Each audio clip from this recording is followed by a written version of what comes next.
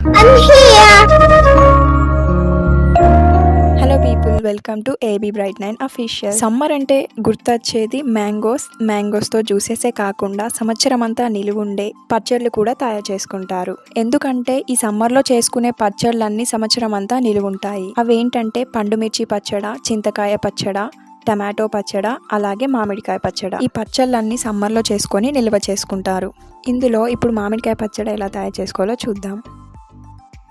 ముందుగా మామిడికాయల్ని కడిగి తడి లేకుండా తుడుచుకోవాలి. ఈ పచ్చడి పెట్టేటప్పుడు తడి లేకుండా చూసుకోవాలి.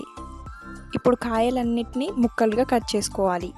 తరువాత అవెన్ని కేజీస్ ఉంటే కేజీకి పావు కేజీ సాల్ట్ కలపాలి.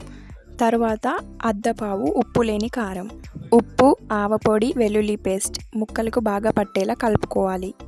ఒక జార్లో వేసి ఒక రోజంతా పక్కన పెట్టుకోవాలి. తర్వాత రోజు పోపు పెట్టుకోవాలి.